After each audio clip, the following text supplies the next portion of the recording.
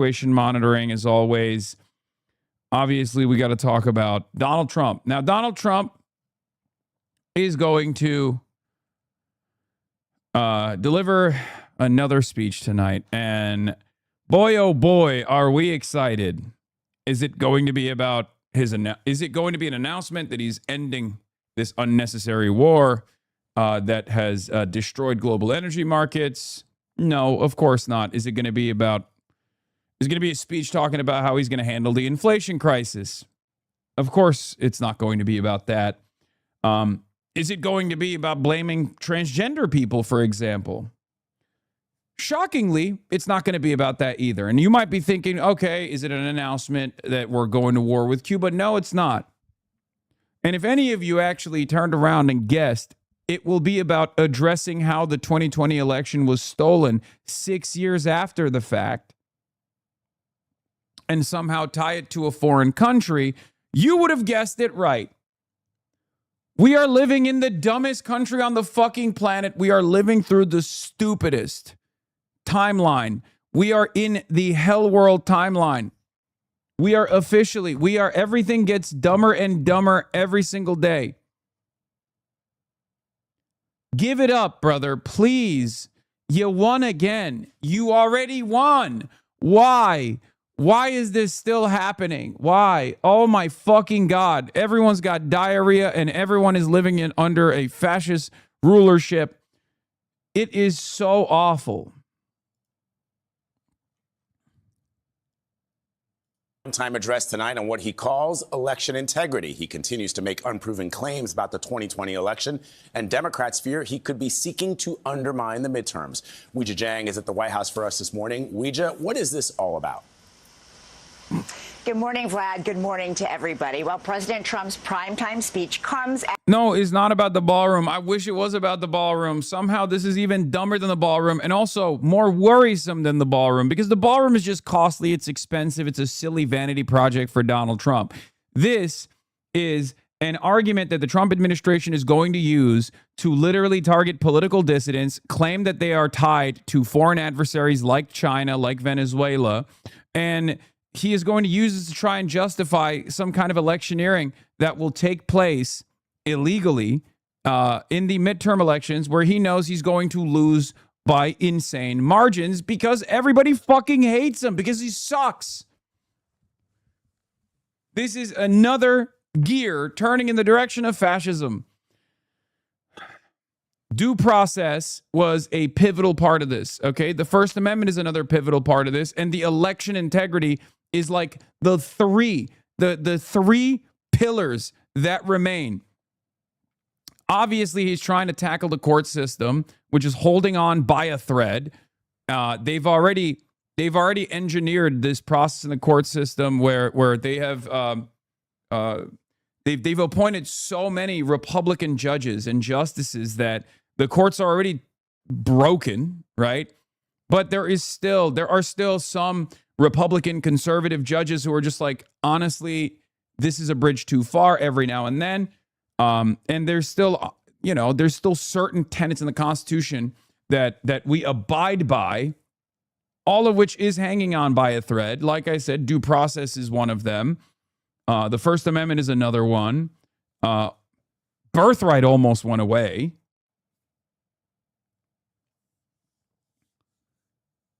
It's all systems go. He is dismantling what remains of the American system. He is dismantling what remains of the American system, okay? July 25th and August 8th, our DSA Canvas kickoffs are Oliver Larkin. We at the campaign would love to have Hassan come knock on doors with us. Recent Moskowitz mailer makes him look worried as he's boldest statement that only a centrist like him can win. Okay, we'll figure it out, chatters, okay? I love you guys. Keep fighting the good fight, but now is not the time, okay?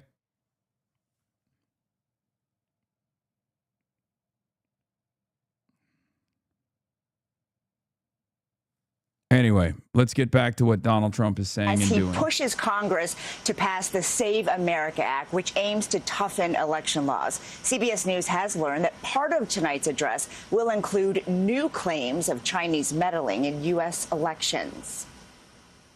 President Trump is promising major revelations in tonight's address. It doesn't get bigger because without free and fair elections, you don't have a country. Sources familiar with the matter tell CBS News that Trump will raise allegations that China compromised U.S. voter data and evidence that the CIA withheld details from Trump during his first term. We will never give up.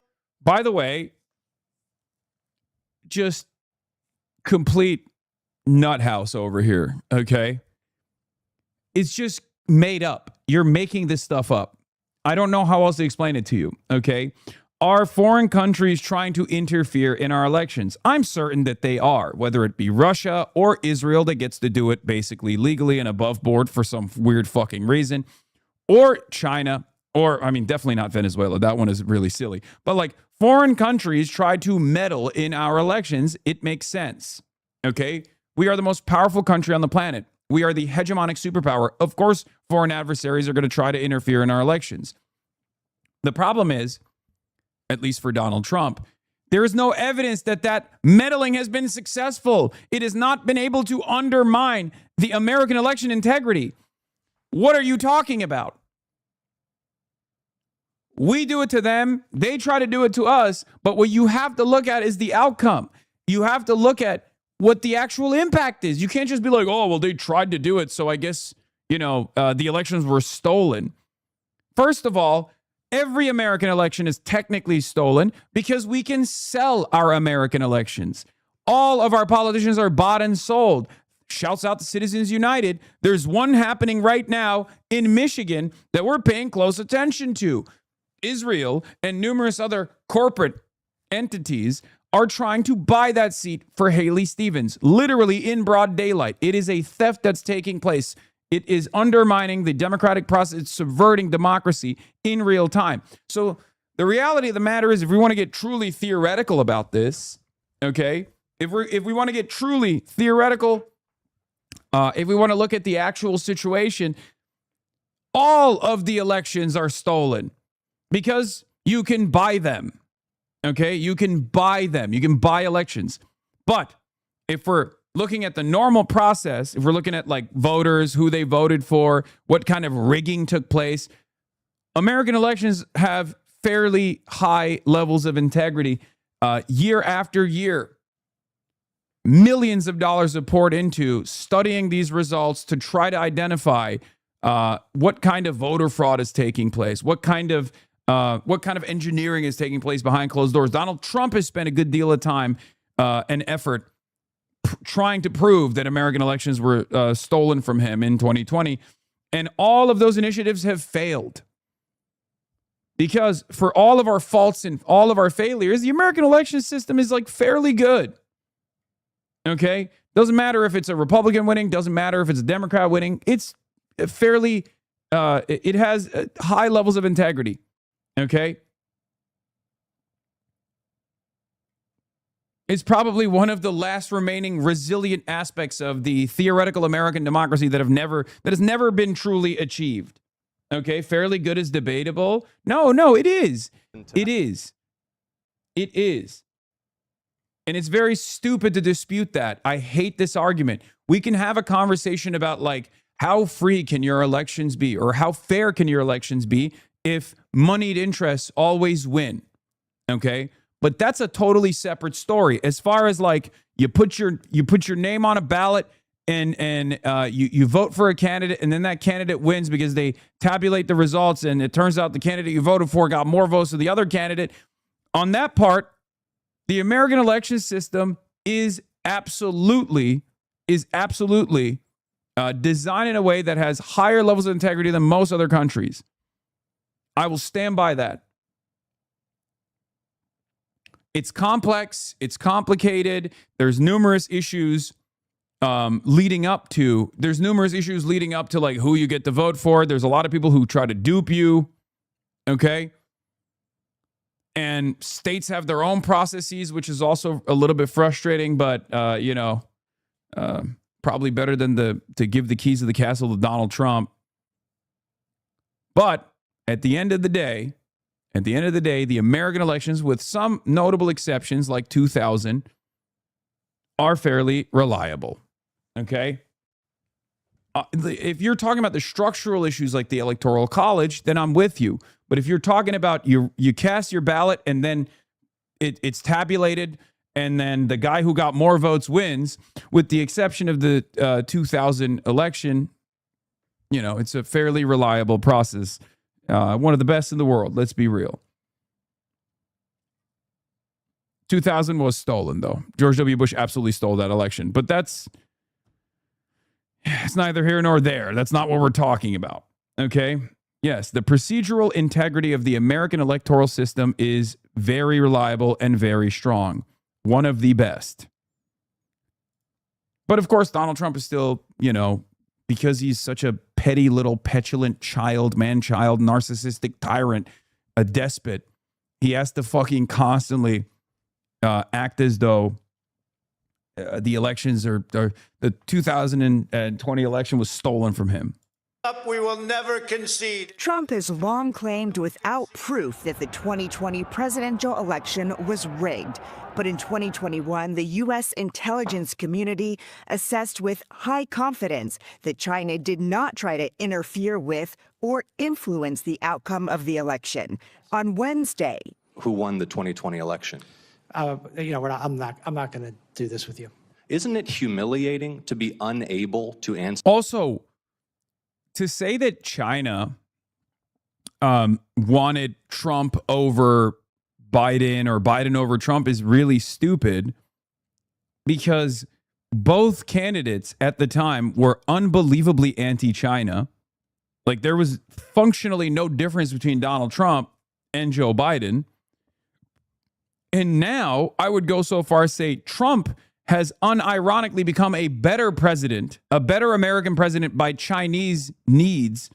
Like, if we're just looking at a president for China and Chinese interests, then Donald Trump is the greatest president of all time for China.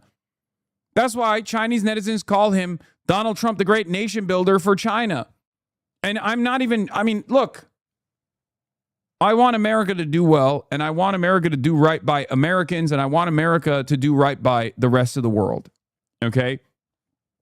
But let's be real. If you were not an American citizen at all, and maybe even hated America for all of the pain that it's dealt all around the world, you're probably looking at Donald Trump and going, look, he's a fucking asshole, but he is really diminishing America's force projection capabilities. He's really diminishing America's status as the hegemonic superpower around the world. It's probably pretty great if you are excited about the downfall of America, right? I mean, look, more people around the world now favor China over the U.S., Pew study suggests. Why would they hate this? Donald Trump has destroyed the goodwill that America built around the world with its soft power initiatives, with its Marshall Plan, while it was simultaneously destroying the planet, ironically enough, while we were, on the one hand, destroying the planet and destroying the integrity of other countries and their sovereignty, constantly waging war. We were also giving a lot of money to a lot of people while installing fascist puppet dictatorships all around the world. But like, we were doing all that when we had Hollywood. And that obviously played a role in the way that people saw America as a force for good. Donald Trump has destroyed that.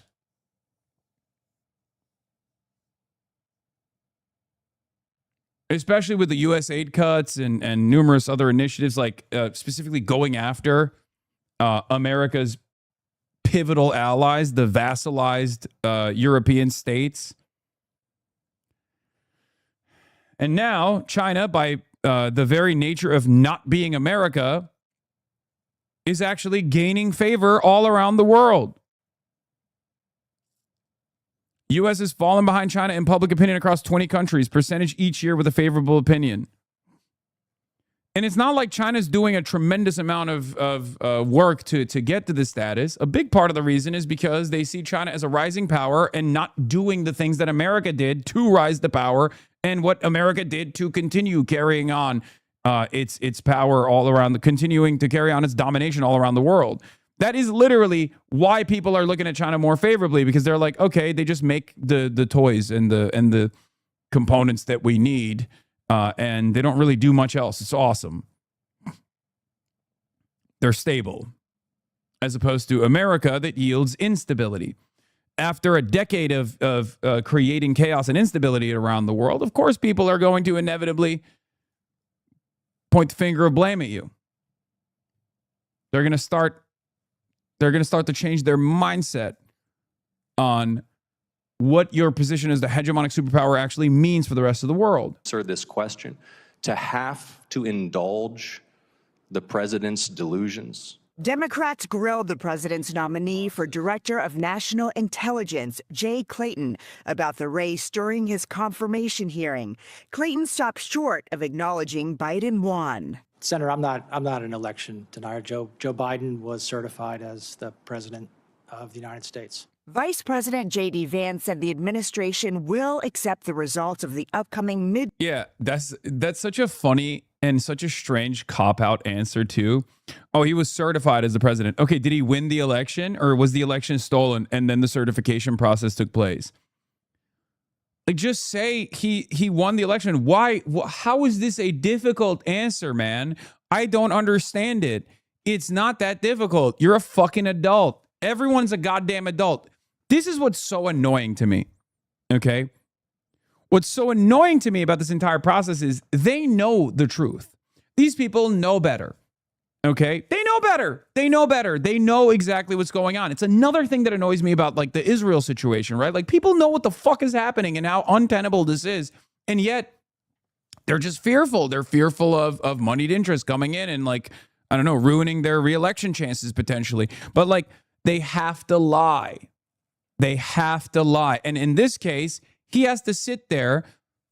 He has to sit there and act as though there's any credibility to the notion that Donald Trump actually won the 2020 election, but it was stolen from him. Why does he have to do that? Because these guys are not getting appointed to these seats of power for competency. They're getting appointed for loyalty to Donald Trump, no matter how silly those demands may be.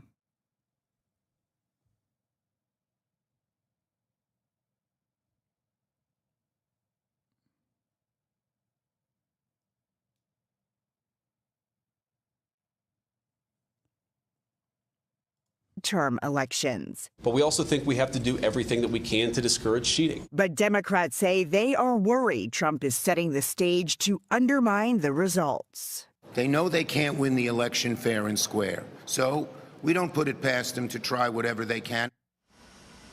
In response to our reporting that President Trump will bring up new claims of Chinese election interference, the White House says anonymous sources are speculating, but the truth is no one knows what he will say, which is why, quote, everyone should tune in. Gail. All right, Weijia, thank you very much.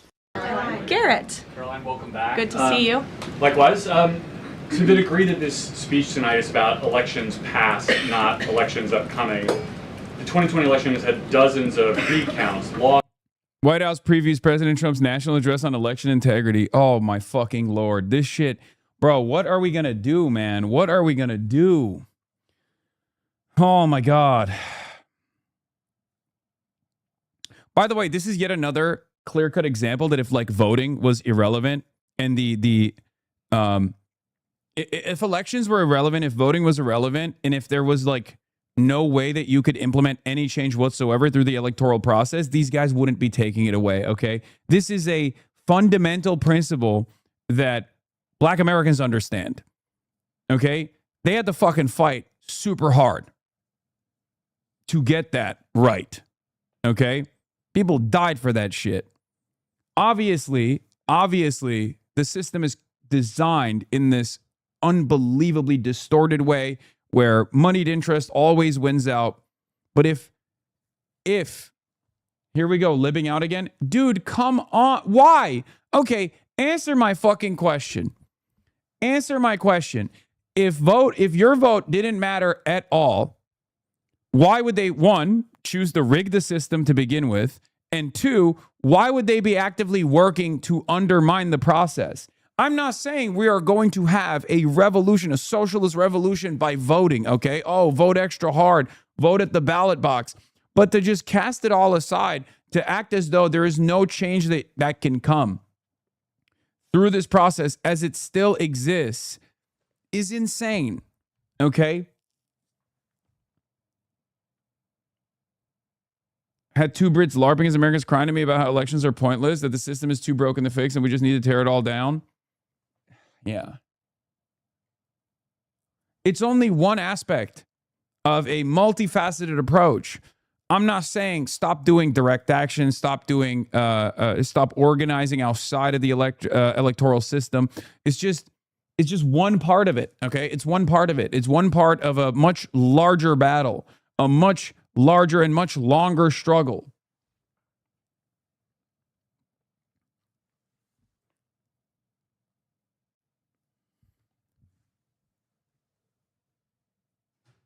People get so caught up in this. I agree. If you're reading this, base bill with your neighbor touch grass. Okay. Thank you, chatter.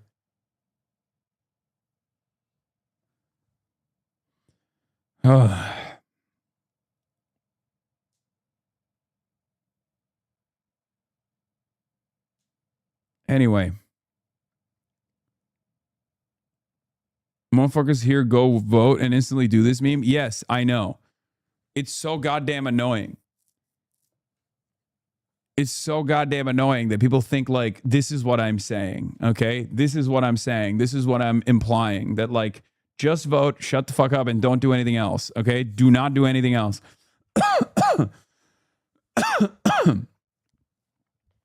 Look, man, the reality of the matter is our enemies, our class enemies, our enemies in positions of power, our enemies that own and have consolidated tremendous amounts of wealth and power, understand the system better than you do, better than we do, okay? That's why they are dumping boatloads of money in the Abdul al-Sayed race, for example. They recognize how important it is to make sure that that seat, a Senate seat, the upper chamber, is not lost to the democratic process, okay? They recognize that. You might not, but they recognize it. And that's why they always win. Okay? That's why they always win. They're not wasting $50 million on that fucking seat. You think rich people throw their money away like that? That's not how they got rich. They know.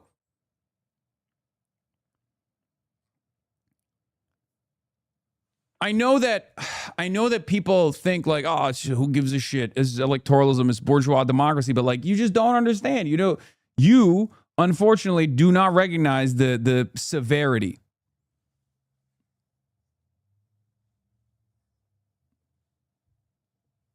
Voting is how the system sustains its legitimacy. Yes, but also at the same time, there are small changes that can lead to massively consequential differences in the lives of tens of millions of people or hundreds of millions of people all around the world. Tens of millions of people in America, hundreds of millions of people in America, or even a billion people. Okay? It still matters. That's why I always say it's the least consequential, most impactful thing you can do. Okay? Logs, please. What is this? Logs, please. Platform Black Voices Lemao. They only call it libbing out when you're talking about black electoralism and our historic struggles. Voting is the only way we will ever get Medicare for all. Yeah, I mean, that's part of it. But it's not the only part. It's not the only part, because simply voting for it is not going to let it happen either. It's not. No one is ever going to give up. No one is ever going to give up their seat of power. No one is ever going to give up their profits. Okay? It just doesn't work that way. But this is one consequential aspect of it, and that's precisely the reason why Donald Trump is trying to destroy it and dismantle it. Lawsuits, audits, 2024 election, widely believed to be safe and secure. There's not really any question about that. A lot of people look at this. Because it was too big to rig. Well, I think a lot of people look at this. There's a massive amount of votes for this president. That's why he's in the Oval Office right now. No one disputes that. And there were a significant amount of votes for Joe Biden, who won in 2020. I mean, I think the question is, Why is the president unable to let this go? Well, first of all, Garrett, I think part of the problem is that the media has refused to acknowledge that tens of millions of Americans across the country share the concerns of this president about the sanctity. Oh, dude, shit, my bad. Okay, tens of millions of people across the country also think Jesus Christ is going to come back to life, and then they're all going to get harponzoed into the heavens. So I guess we got to take that shit seriously, too. What the fuck are you talking about? Yes, a lot of Americans are fucking cattle, especially Trump voters and Trump supporters. Who gives a fuck what they think? What do you mean? You can't legitimize an insane claim just because the people who follow your fucking cultish president believe in that claim. Hello? What the hell is going on? Also, you guys don't give a fuck about a million different things that 100 million Americans care about, whether it be protecting abortion rights, whether it be the punishing people who are affiliates of Jeffrey Epstein, whether it be holding Israel accountable, punishing ICE agents. You don't give a shit about any of that. Oh, well, sorry. We got a lot of fans of the president who think the election was stolen and they're very concerned. So we got to take this shit seriously 6 years after the fact. God damn, dude. Fuck. Of our elections. And your premise of your question, you're jumping ahead to a conclusion in this speech before even hearing it yourself. I think that everyone should tune in tonight, including the people in this room, and you should report on the president's speech and the findings that he is going to reveal in this speech with a little bit of honesty and a little bit of integrity, because it will shock you if you have an honest eye listening to the president tonight, and everything he is saying will be backed by facts and by evidence that will be provided this evening. And again, Garrett, I think all Americans, Democrat, Republican, should agree that we are the greatest country in the history of the world. We should have the safest and most secure elections in the history of the world. And what the president will be speaking about tonight will show you that perhaps that is not the case. And we need to make some adjustments moving forward, including the Save America Act, as Rachel pointed out, is a key legislative priority for this president on Capitol Hill. And he wants to see all senators and members of Congress voting in favor of the Save America Act, because it's crucially important as we move forward. Aisha. The new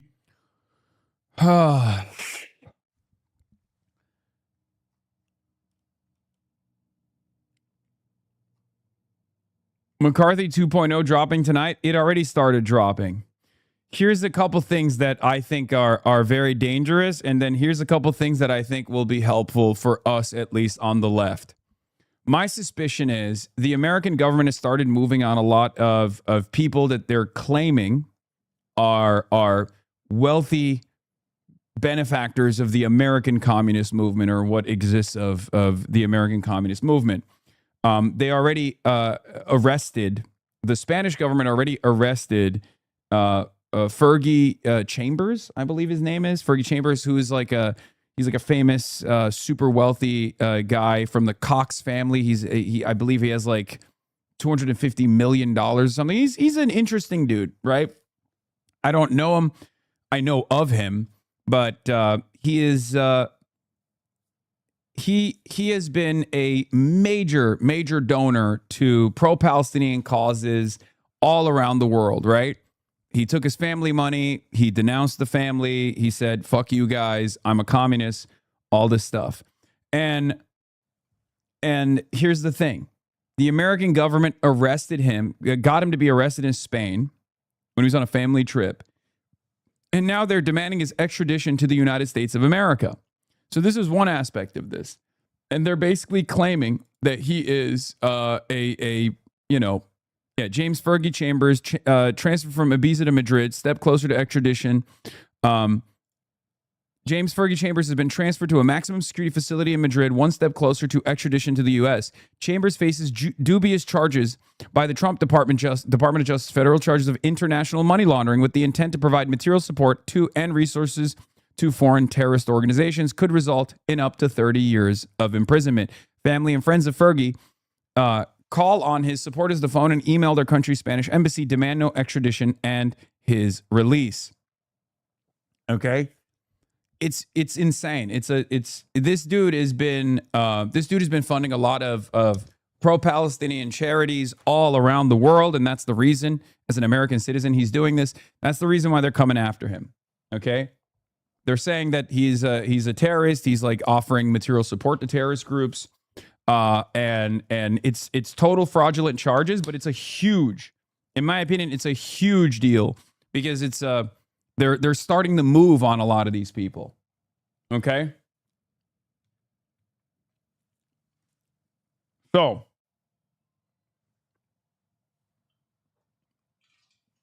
there's also the NSPM7 ordeal with the American Counterterrorism Initiative,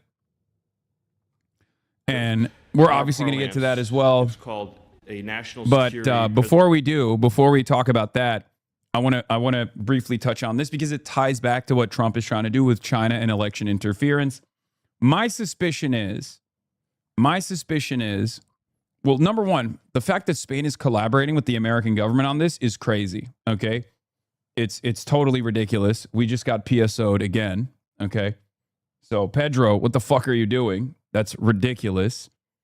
I thought you guys were really invested in the pro-Palestine movement. The Fergie Chambers guy's a real tweaker. He was the guy who was claiming for weeks that the Bondi Beach shooting in Australia was a false flag. I know. Does it fucking matter? Yes, he's a little bit of a weirdo. Who gives a shit, dude? I don't give a fuck. What are we talking about? Oh, well, I guess it's, lock his ass up then. I don't know him. I've only heard of him. And this is the type of guy who will say that I am a sheepdog for the fucking, neoliberal Zionist Democratic Party. I'm an imperialist. It doesn't fucking matter to me because I can understand that even people that I disagree with getting fucking arrested like this are totally, it's a significant move in the direction of fascism, okay? An administration that comes after this dude like this, especially a wealthy guy, is easily going to come after all of you as well, okay? Like, this has nothing to do with my own personal opinions about Fergie Chambers. Okay, this has nothing to do with my own personal opinion. It doesn't matter. It's not even secondary. It's utterly irrelevant. It's utterly immaterial to the grand scheme of things. Okay? Yeah, the Fergie Chambers extradition case is what I and lots of other people have been yelling about for the last few years. Administrative or legal systems in the U.S. is created to use abroad are coming for you. Sanctions are coming for you. Terrorism designations are coming. Denaturalization is coming. Retroactive decisions about every part of your legal identity are coming. The big legal effort now by the government is to make the foreign and domestic more and more permeable so the frontier downrange, the sandbox, Indian country is everywhere. Yeah.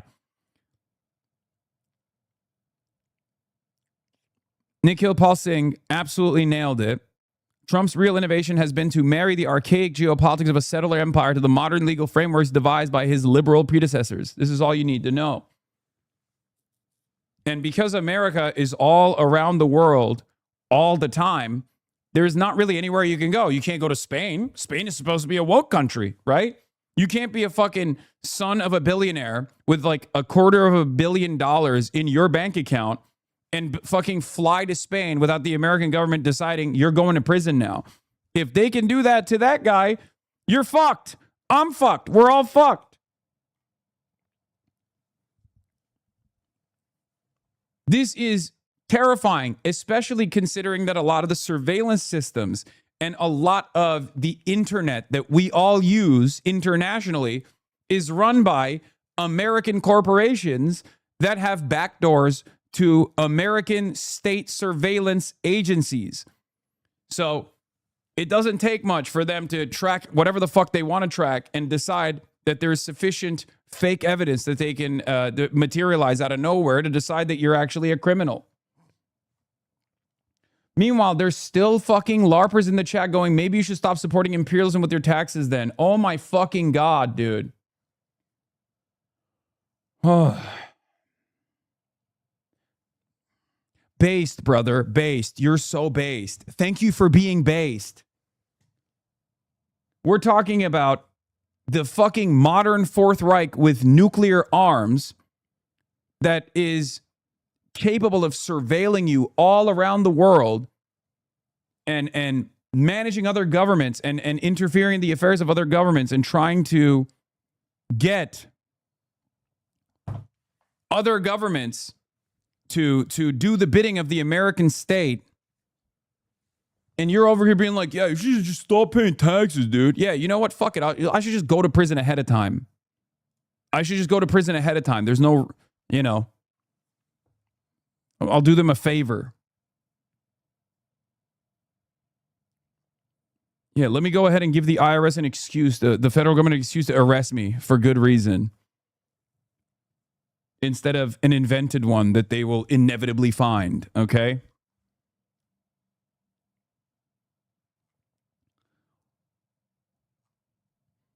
Things in the Western liberal capitalist world are changing at an alarming pace, and no one is aware of it, okay? I've been yelling about this for years at this point. Liberalism is over. Fascism is coming. And to a certain degree, depending on what class of citizen you are, fascism is already here, okay? What's happening today to undocumented migrants is going to happen to you tomorrow. Your documentation, your citizenship status will not matter. We're here. It's happening. Wake the fuck up and alert your friends and your family and your neighbors and start organizing. Okay?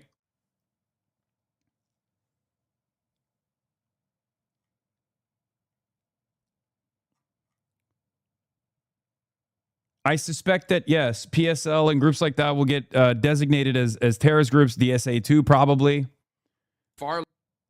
It's like this conference, I was watching clips of this conference. It's fucking terrifying, dude. It is so worrisome for the First Amendment, for political organizing in this country, and people don't realize it.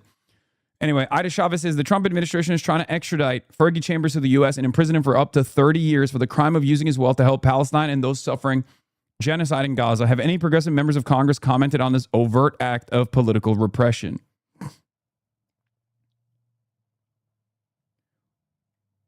Schumer and Jeffries doing nothing? Yeah, I don't expect Schumer and Jeffries to do anything, but I expect at least like some of the more progressive members of Congress to wake up to the reality that they are in the crosshairs too. If they're not going to do this out of a principled stance against fascism, they should do this for self-interest. There is a self-interested argument here as well. Now, this moves me into the second part of this equation. The Trump administration doesn't really give a fuck about communism. They don't really care about the DSA. Okay? Matter of fact, they might even like some of the members of DSA, like Zohran Mamdani. They want to do this to every dissident.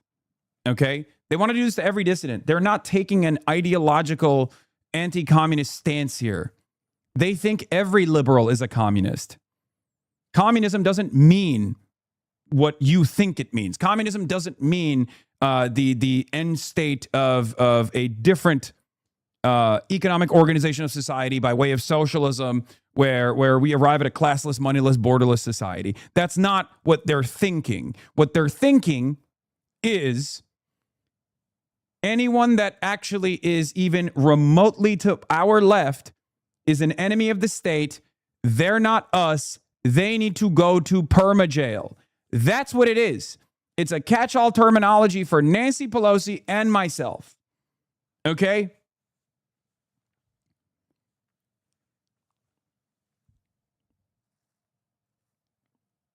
This is important to understand.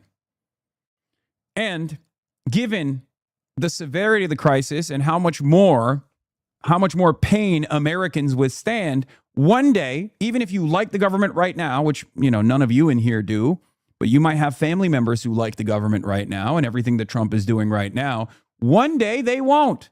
And then they will be in the crosshairs. Okay? This is important to understand. So to the Democrats, I say, if you think that this is just going to take care of your problems in the short term, the problems that you're foreseeing from the growth of the socialist movement and the DSA candidates that are making your jobs a lot harder because now you actually have to legislate. Now you actually have to put the needs of the masses first. You know, if that's like if you're like secretly excited, Neera Tanden, you're going to prison too. Okay? Like, this is what I mean. Third Way, Center for American Progress. These groups think that the Trump administration is doing a wonderful job going after these disgusting commies. Okay? What they don't realize is the Trump administration finds them to be enemies of the state as well. As a matter of fact, probably more people in the Trump administration hate those guys and the liberals that have controlled the Democratic Party than they do people like myself. So this is the other side of the story. They are going to say that China tried to steal the election. I suspect they'll try to tie this back to Roy Singham, the guy we talked about before.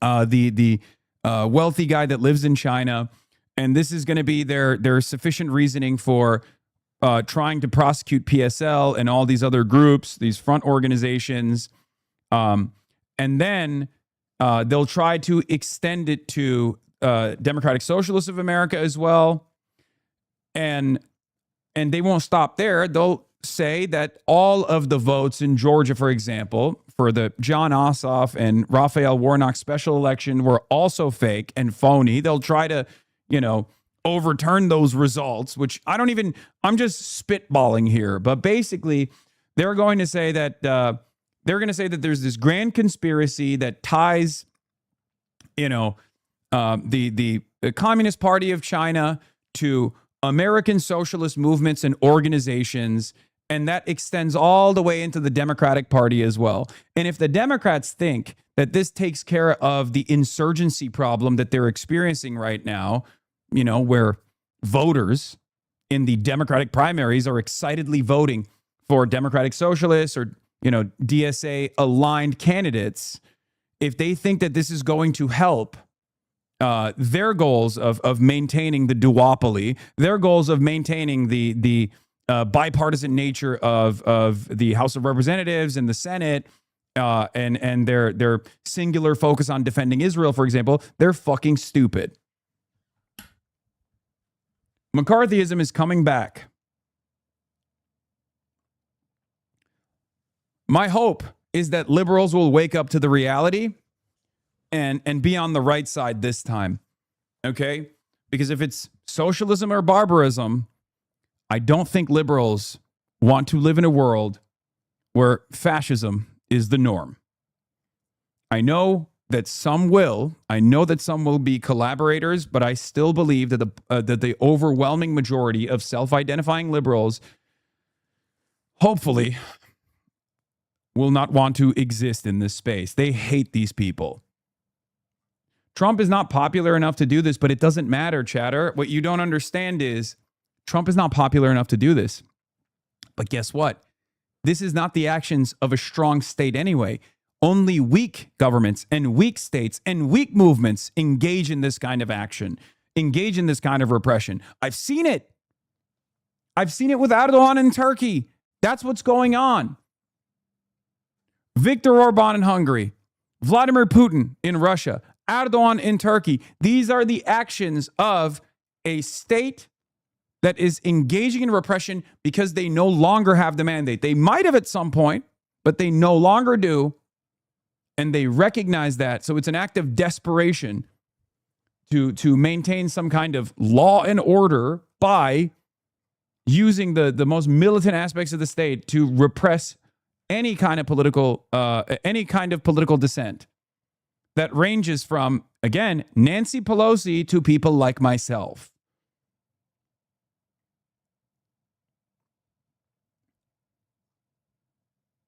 Yes, animals are the most dangerous when they're cornered. Here's one dangerous animal who says the NSPM-7 will lead to debanking, defunding, and disruption of left-wing political terrorists that are operating in our country. President Trump issued a directive in our parlance.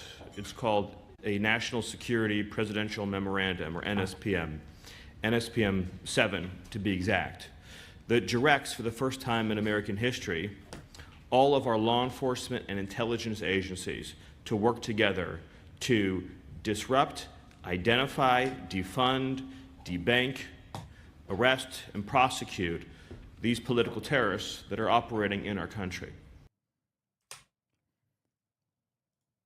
Dude, it's fucking genuinely terrifying. I mean, this is all systems go. I've been ringing the alarm bells alongside Ken Klippenstein on this stuff already.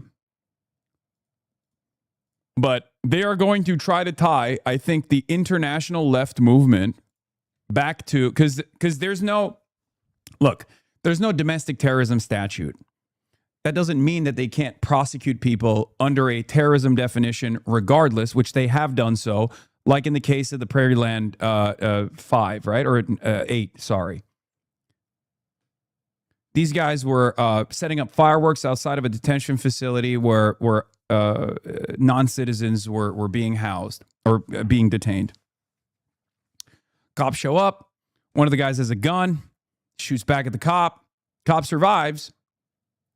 They arrested every single person that not only was there and prosecuted every single person as a part of an Antifa terror cell, but they prosecuted every single person, including a guy who wasn't even there, and they threw the book at him. He's going to prison for 30 years for simply carrying magazines. Not magazines for a gun, by the way, like actual literary magazines. 30 fucking years. Like, it's understandable. Yeah, zines. Lefty zines.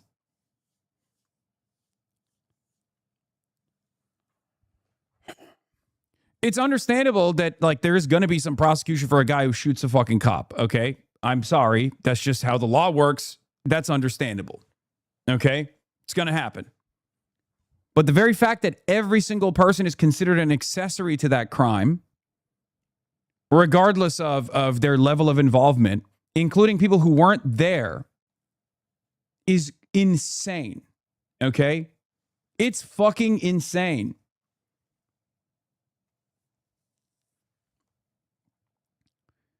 So it turns out, regardless of the lack of domestic terrorism statutes that exist in the United States of America, because it directly contradicts the First Amendment, our criminal justice system is currently operating as though there is a statute. Okay? It's not reasonable that Song got 100 years. He literally saved someone's life. Guys, I'm not talking about how long his sentence is, okay? I'm not discussing how long his sentence is. I'm saying, of course, there's going to be people that are prosecuted if a fucking cop gets shot, even if it's an act of self-defense by the person who shot the cop, okay? I'm saying it's understandable that there was a prosecution that took place in that instance, okay? What's not appropriate in any way, shape, or form is not only the long sentences that they got, but also the fact that there are people who were not even there.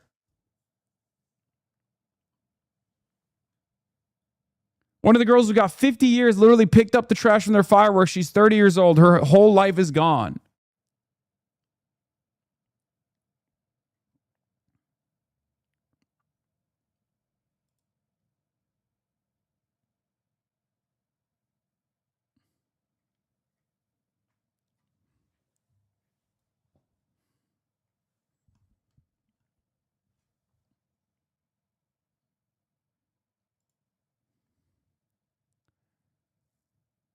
People are completely oblivious to what's going on. The feds are reviving a Nixon-era counterterrorism framework that hasn't been used in decades.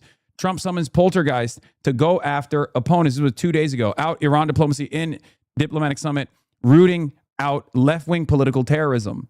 Okay? This is from 2 days ago. I'm sure Ken will write extensively on today's counterterrorism summit that's taking place. The resurgence of political terrorism is the summit. Last November, the State Department designated 4 violent, far-left extremist groups as foreign terrorist organizations, and there will be more designations soon. Last November, they are going to, as I was saying, because there's no domestic terror statute. Because there's no domestic terrorism statute, because it directly contradicts the First Amendment, what they're trying to do is claim that any leftist with an internationalist framework, any leftist that's any left group that is, against America's actions in Cuba, against Americans' actions in Gaza, against Americans' actions in Iran, and liberals too, are technically a part of this broad, all-encompassing foreign terror cell. Okay? That's what they're trying to do. They are trying to whip up any kind of restraint that Americans are demanding for its unbelievably militaristic foreign policy apparatus as a significant threat to the interests of the state as terrorists. Okay?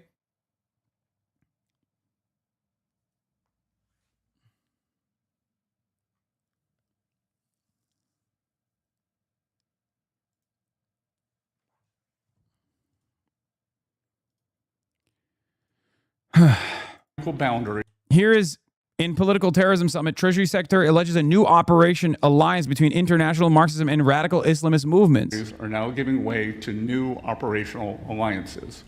The unified front between international Marxism and radical Islamic movements need not share the same ultimate vision to share the same immediate enemy of free and self-governing societies. That convergence should concern every government represented in this room.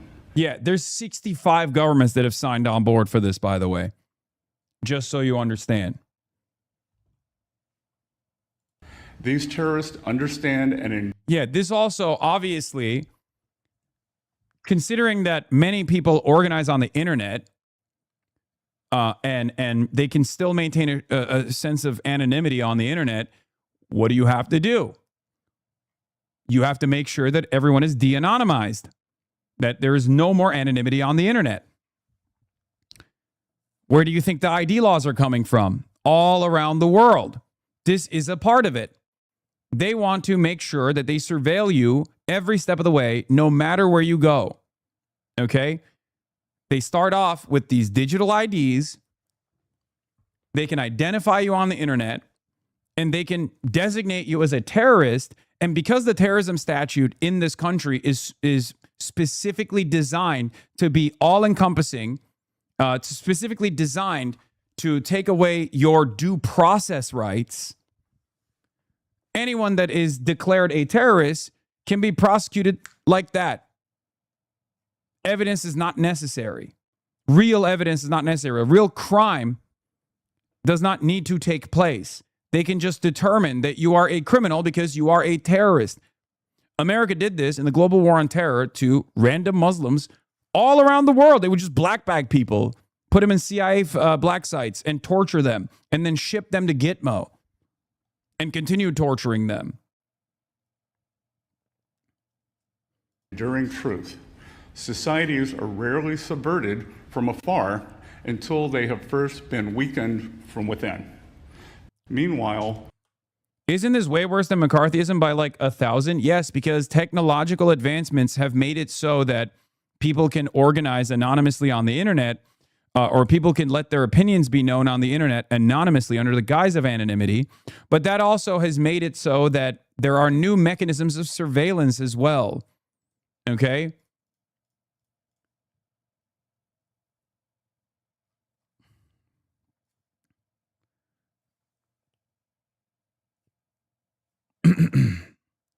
This is a real emergency. And my fear is most people are utterly oblivious to it. Part of the reason why is because Democrats that are also a part of the intelligence apparatus think that the intelligence community is infallible, and they like this shit. And they think that the intelligence community is not moving in this fascist direction. Straight up. Because there are Democrats in the intelligence community as well. There's literally CIA Democrats, for example. But they also think that these kinds of actions are appropriate and good. They are not thinking about how this is going to inevitably be used against them.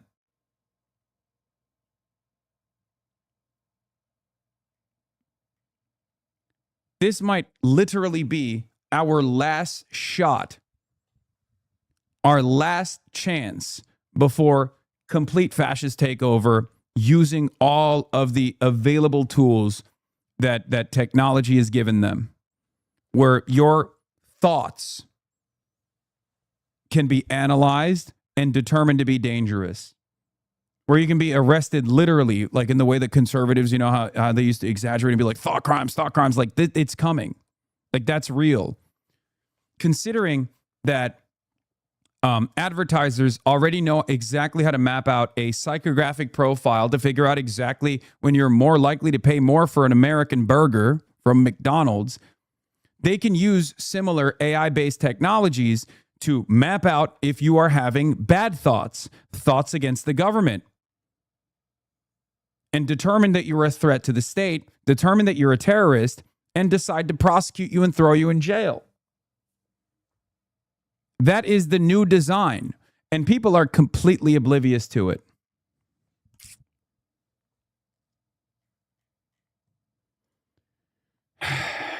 Terrifying prospect.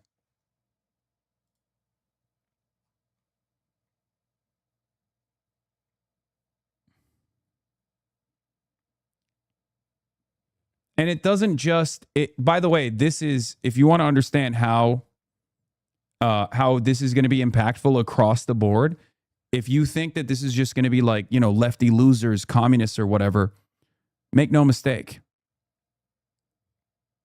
I've seen the terrorism designation. I've covered it extensively on this broadcast. Okay?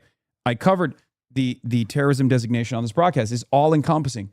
They say anti-American behavior, anti-family behavior is considered a telltale marker for terrorism. Okay? So it's not just going to be people like us. It's going to be the fucking people that tune into the pod John. It's going to be people, grandmothers, grandfathers, that go out and protest at a No Kings rally. But if you think it's just going to be liberals, you're also wrong. They're already adding additional statutes. The Marco Rubio-led summit tomorrow will unveil a new terror designation for militant anti-tech and anti-Semitic networks. That's right. U.S. is targeting anti-tech, pro-Iranian, and anti-Semitic networks with new 3-letter designation. So first it was just like anti-Christian behavior, right? Anti-family behavior, anti-American behavior. But now, if you have an opinion on a data center being built in your backyard, which as we know is not a partisan issue at all, it is the most nonpartisan issue. Israel and data centers are some of the most across the board nonpartisan issues that Americans are facing right now. As a matter of fact, given that it's oftentimes being built in rural neighborhoods and rural communities, there are a lot of Republicans who fucking hate this shit. Now they will be considered far left terrorists. America's waging war with Iran. Overwhelming majority of Americans are against it. But if you organize, if you demonstrate against the war in Iran that the overwhelming majority of Americans are against, you're a terrorist. Well, what do? You look at the polling. What? You are 1,000% bailing out the AI corporations? What do you mean? Oh, you're talking about the government.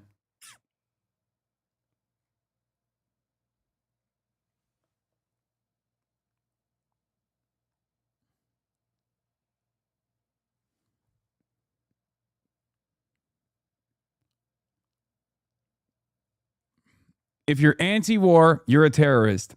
If you're anti-data centers being built in your backyard, you're a terrorist. If you're anti-Israel, you're a terrorist. That's the future we're looking at. Eventually, I mean, if you're anti-capitalist, you're a terrorist, obviously. If you're against flock cameras, you're a terrorist. If you're against mass surveillance, you're a terrorist. If you're against companies placing the interests of profits over the interests of the people, you're an anti-capitalist, and therefore, you guessed it, you're a terrorist.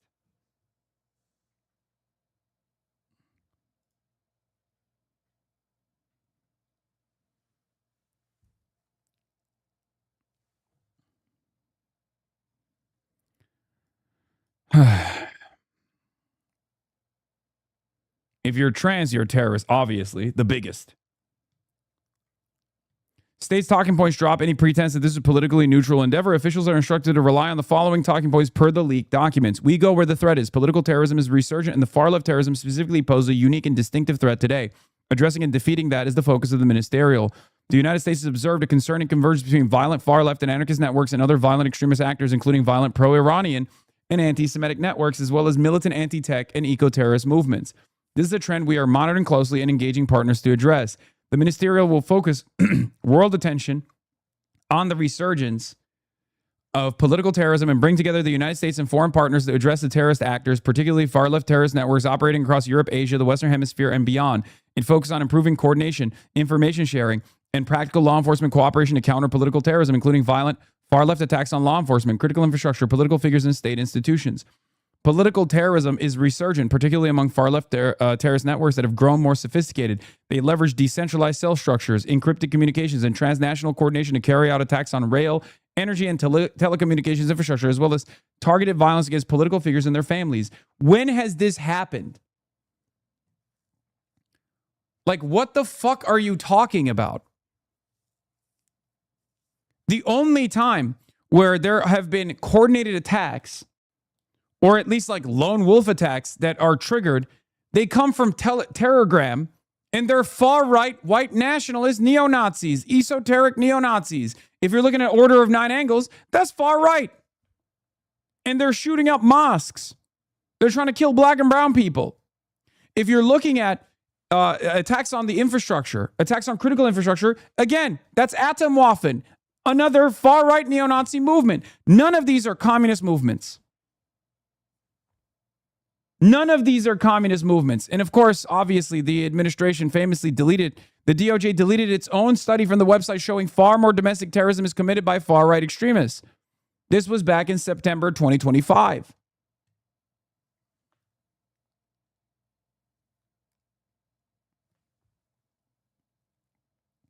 In 2024 alone, there were 21 far-left and anarchist terrorist attacks in the EU, nearly matching the number of jihadist attacks that year. These are not isolated incidents, but a part of a sustained transnational campaign of political terrorism that is growing in sophistication and lethality, aimed at dismantling the foundations of self-governing societies. The Department of State is committed to confronting organized political violence, including from far-left terrorists and other aligned groups that engage in or support terrorist or criminal activities, economic sabotage, or support far-left terrorist-led violent actions. In support of this effort, the Department of the State is announcing a new visa restriction policy that targets members of far-left terrorists and other aligned groups who have supported or incited acts of terrorism, supported violent criminal activity, participated in economic sabotage, including against public and private property, financed, recruited, or provided logistical support for violent or criminal actions committed by far-left terrorists and other aligned groups, and or facilitated the convergence of far-left terrorists and other aligned networks for the purposes of economic sabotage.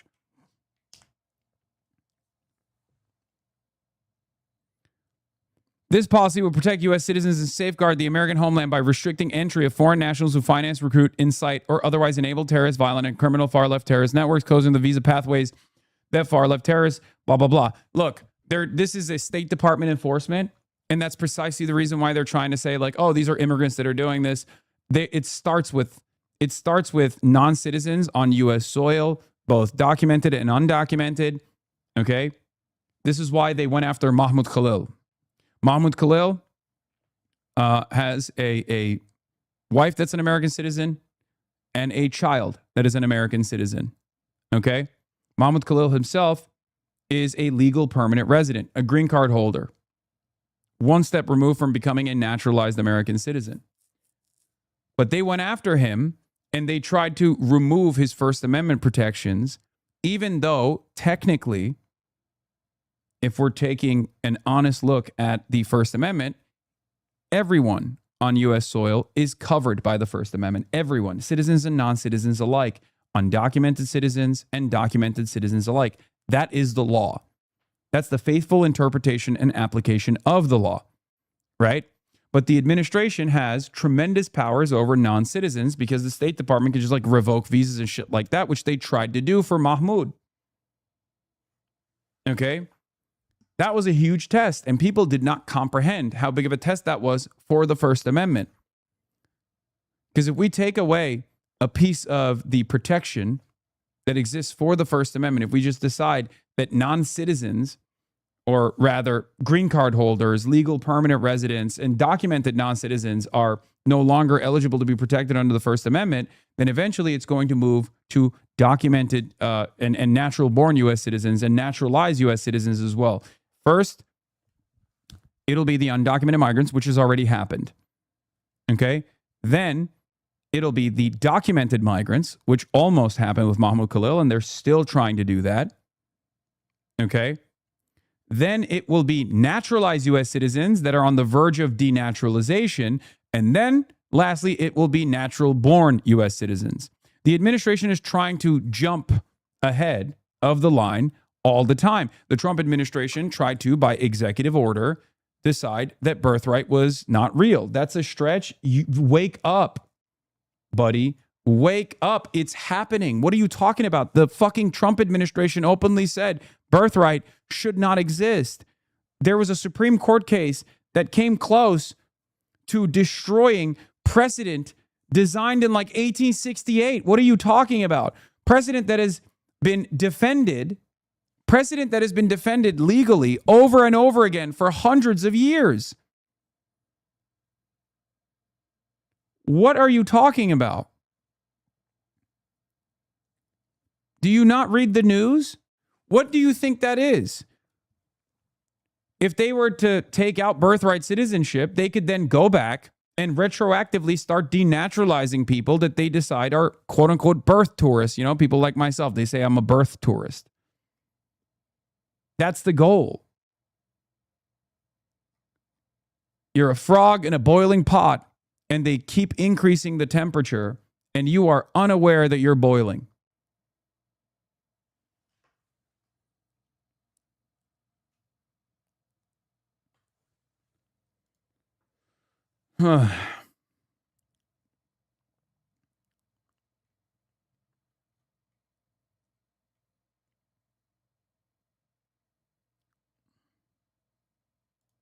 Yeah, here is a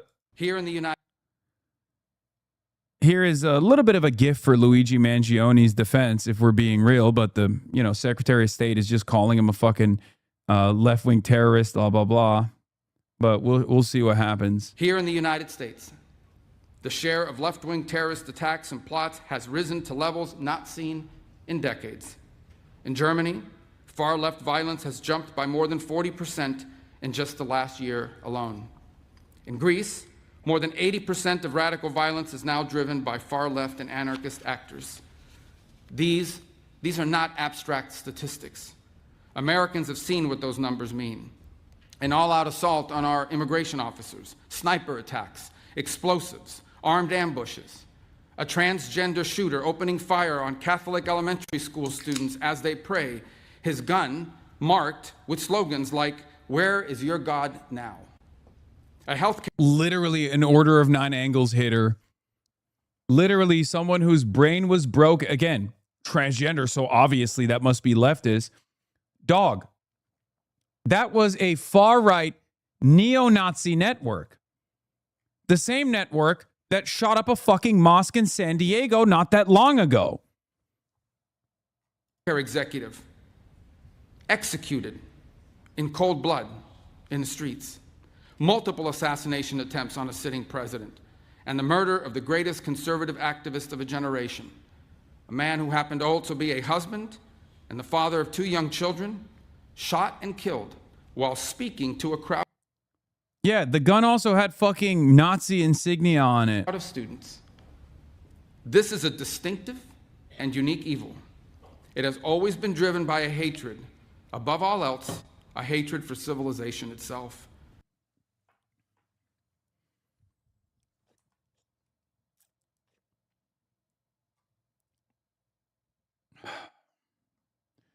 This is so fucked up, man.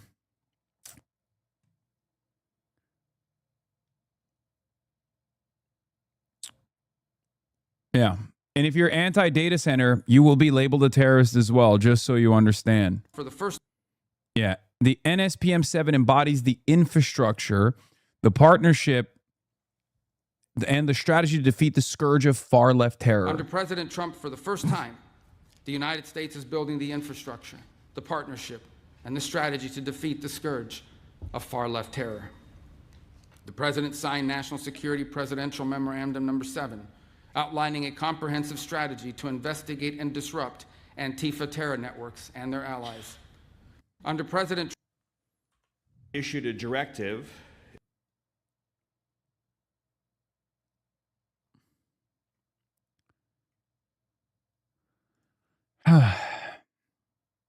Anyway, we're back to situation monitoring. Iran threatens to bring Houthis into war if Trump escalates. Round-the-clock reality of this not-quite war, far from ceasefire. I gotta pee. U.S. forces once more striking Iran overnight. U.S. Central Command saying it was focusing on targets near the Strait of Hormuz, command centers, air defense, surveillance, and missiles and drones. Also more hits on the port city of Chabahar, away from the strait on the Arabian Sea. President Trump overnight welcoming Iran's release of a U.S. dual citizen as a gesture of goodwill, but maintaining his renewed threat to attack civilian infrastructure, including power plants, as soon as next week. I don't like giving deadlines, but they pretty much know. They know the story. They better behave. Iran's military saying if those threats are carried out, then everything that has so far remained intact due to Iran's restraint, namely all infrastructure across the region, will be smashed by the iron blows of the powerful armed forces of the Islamic Republic of Iran, leaving no trace behind, as though it had never existed. and the Reuters news agency today reporting that Iran's Houthi allies in Yemen have been instructed to resume their attacks on Red Sea shipping if Iranian infrastructure is hit. Iran threatening the global economy, the US threatening Iran's. A high-stakes game of chicken briefly averted by the two sides' agreement in June, now resumed. The United States back to blockading Iranian ports, striking an Iran-bound tanker last night. Non-Iranian carriers once again seized up in the strait, forcing oil prices up more than 7% this week, with mounting fears of the economic effects of another long closure. That is the first that I have ever heard of this particular story. The U.S. Vice President telling the podcaster Joe Rogan that Iranian hardliners, fearful of losing leverage, were behind the resumed hostilities and blaming Israeli elements for hindering peace. Logs vouch. What is this? McKinsey versus Harris overturned by it also shows viable precedent for Congress being able to designate certain acts, cough, cough, communist associations as counting as a reunification of citizenship for all types of citizens, therefore making a loophole in the requirement that citizenship is revoked only when voluntarily renounced. This, combined with the first Red Scare precedent that still exists, establishing communist connections as proof of intent to overthrow government, plus the Smith Act.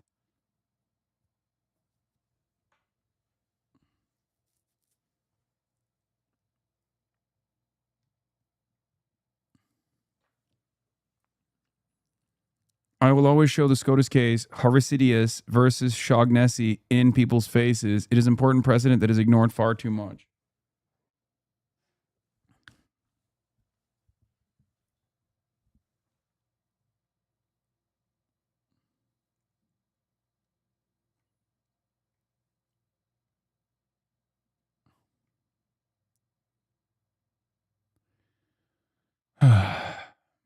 Shaughnessy.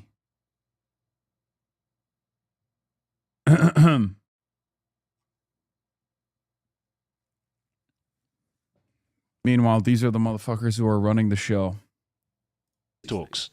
I know beyond a shadow of a doubt that there have been people within the Israeli government who are trying to, actually shift us away from that policy because they want to continue the military campaign.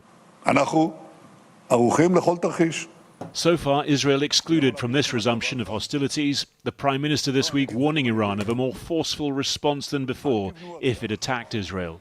In southern Lebanon, from where Iran had demanded a full Israeli withdrawal, Lebanese troops reportedly preparing to take control of limited pilot zones from Israeli soldiers, where Hezbollah fighters have been disarmed. Pressure on Hezbollah coming from Syria too, where authorities displayed a cache of weapons discovered inside an empty oil truck, which it said was bound for the Lebanese group, dispatched by Tehran. Right now, it's the delivery of these Iranian munitions at commercial shipping at U.S. military bases, igniting fresh concern in the region. two worrying scenarios: that this so far limited conflict escalates, or that it simply goes on for so long at this level as to cause ever greater economic damage. Joining me now is Javier Blas, energy and commodities columnist at Bloomberg. Thank you for joining me. I mean, the rhetoric feels very worrying. Some of what we're seeing feels very worrying, but the oil price hasn't actually moved that much. Do you think the markets just don't? People in Wisconsin seem to be turning against Franny because of some PAC. Wait, what? What are you talking about? Oh, it's a Republican attack ad against Francesca Hong, which the New York Times is covering as the Republicans promoting Francesca Hong, because the Republicans, just like they did with Abdul, are trying to do a Pied Piper strategy because they think Francesca Hong is easier to beat. They're wrong.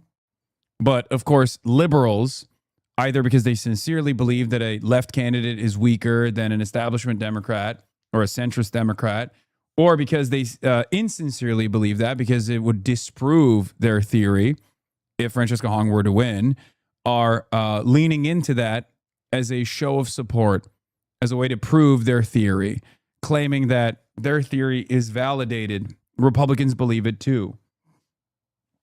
I don't think it's as big as you think it is. Like, I don't think it's as big of a story as you think it is. I think you've probably seen that on the internet.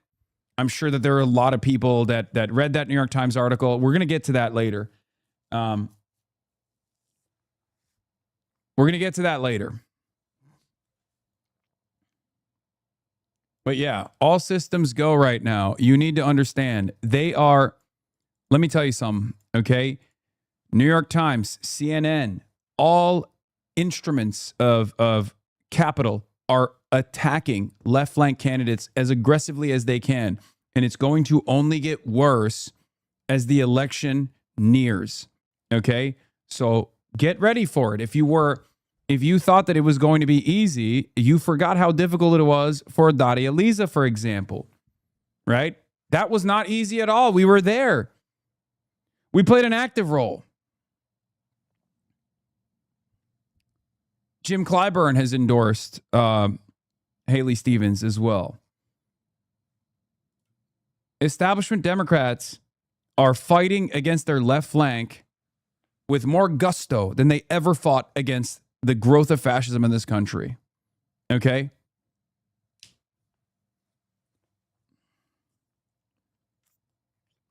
But what they do not have is the numbers. What they do not have is a people-powered movement. What they do not have is the capacity to excite people with their policies.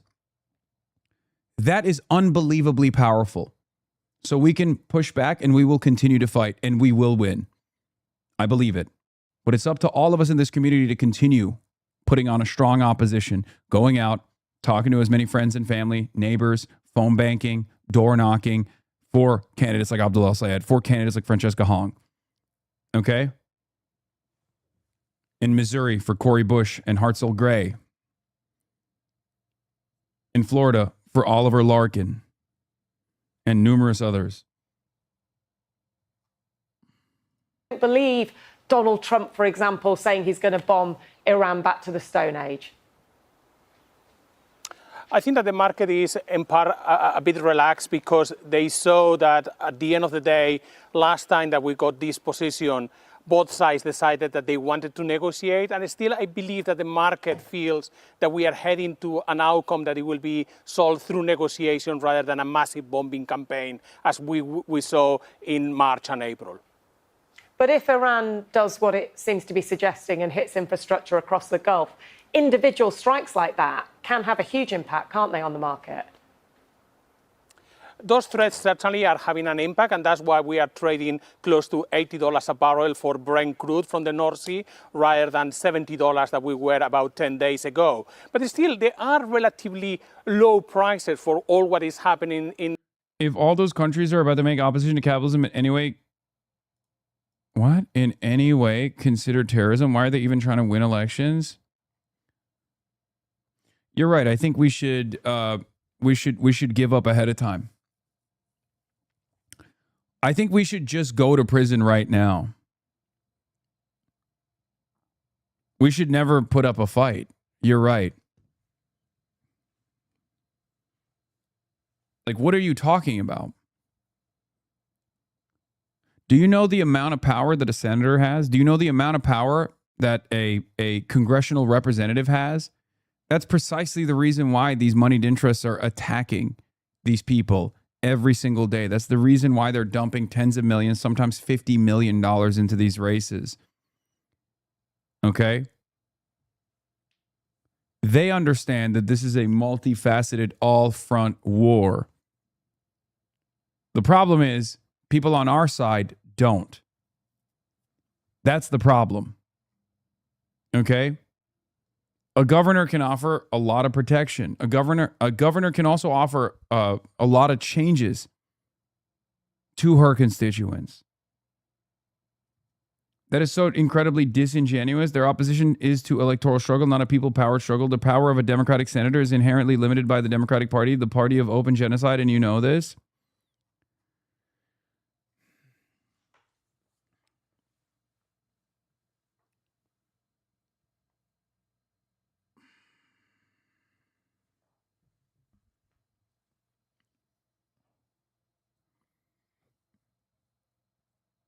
I think I'll probably kill myself instead of having to spend any time in prison with a fucking dickhead like this. If push comes to shove. Okay? Because, like, at least if the people in the prison are chill, then that's fine, right? If we're going to jail as like political dissidents, at least if the other people are, you know, like-minded, kind-hearted individuals, that's fine. But those LARPers the nihilist LARPers are also going to be in that prison, and I don't know if I would rather spend any moment in prison with these fucking dumbass LARPers. Dog.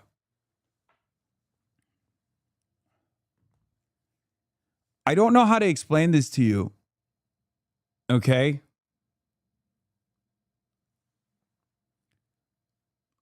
We don't have any other options.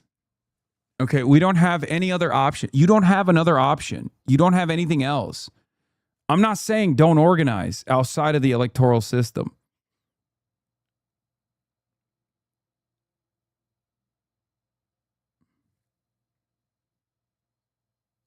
Okay?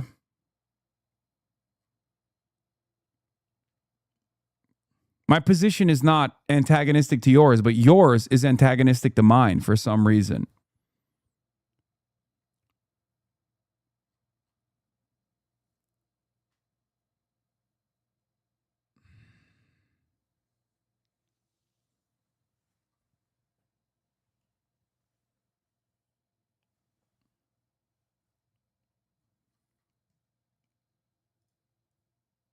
The first chatter was not antagonistic to you. He was just saying that why do they even care about elections if they're just going to declare everyone terrorists? It's multifaceted because they understand that elections still matter. They understand that a senator holds a lot of power. They understand that a congressional representative holds a lot of power. Elections are in some ways, a popularity contest for ideas as well, even though obviously corporate interests and moneyed interests try to render that democratic process useless. But if someone with that level of power, with a popular mandate, comes into the halls of power, they can be a reliable defender of the democratic process. Slowly but surely, they can put up a big fight, make a big fuss, and gum up the works, if you will. This is why I keep repeatedly explaining that winning Congress, even with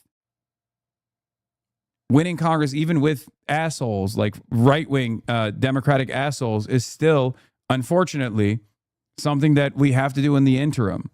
Obviously, I'm more focused on making sure that every single elected representative is a real fighter, is a socialist, or at least like adjacent to our and aligned with our values, right?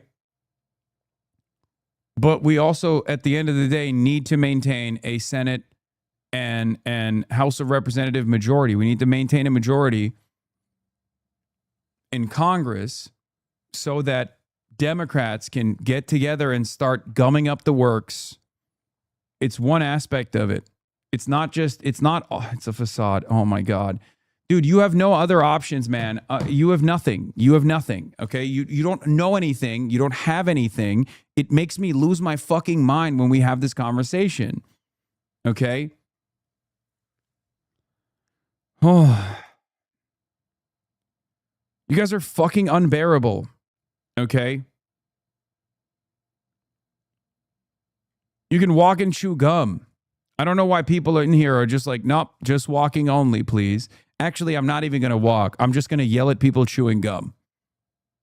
I'm going to sit at home and yell at people chewing gum. That is my advocacy.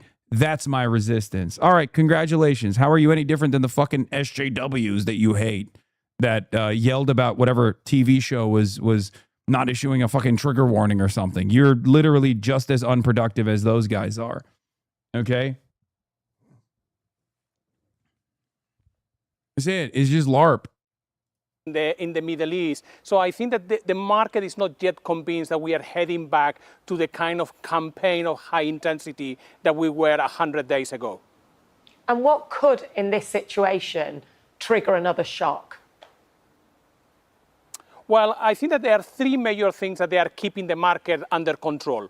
One is that we are releasing oil from the strategic petroleum reserves. That is finite, and at some point we run out of those reserves. But we still have several weeks, perhaps a couple of more months of strategic petroleum reserves. The other thing that is happening is that through the Strait of Hormuz, although Iran has declared it closed, there are oil tankers that they are still crossing. We call it dark crossing because those tankers are shutting down their transponders, their beacons that indicate their position, and they are mostly crossing at night. But there is still a flow of oil through the Strait of Hormuz. And of course, we have pipelines that they bypass the Strait of Hormuz through Saudi Arabia and the United Arab Emirates. And the other big reason that we are where we are today is because China has taken a huge step back from the market. China typically buys around 11 million barrels a day in the oil market. At the moment, is buying less than 6 million barrels a day. That's like removing the whole of Germany, France, and the UK from the oil market. And as long as China stays away from the market, that helps. What's going on there? How are they managing that? We don't know. We believe that they are releasing some oil from the stockpiles. Then China has been investing a lot on electric vehicles, and there is a shift clearly from the population of running on electric vehicles. Their chemical industry that typically uses oil as a feedstock is using coal through a process of coal to chemicals. But the exact mechanics of that is a mystery to the oil market. No one is for sure certain of how China is doing it, and therefore we don't know how long China can continue doing so. Let me ask you this. Marco Rubio, the Secretary of State in the US, has described the Strait of Hormuz as Iran's economic nuclear weapon. Is that what we are seeing, or does their power over the Strait weaken over time? I think that it weakens over time because everyone in the Middle East is going to be building pipelines. So yes, for sure, for the next few weeks, months, the next couple of years, Iran has a nuclear weapon over the global economy thanks to the Strait of Hormuz. But if we think where we are going to be in 2030, everyone is going to be building pipelines to bypass. The United Arab Emirates already has a pipeline that is 50% built. Saudi Arabia is thinking about expanding pipelines. Kuwait also. All right. It will weaken. Javier Blas, thank you very much. Hey, meanwhile, more than 100...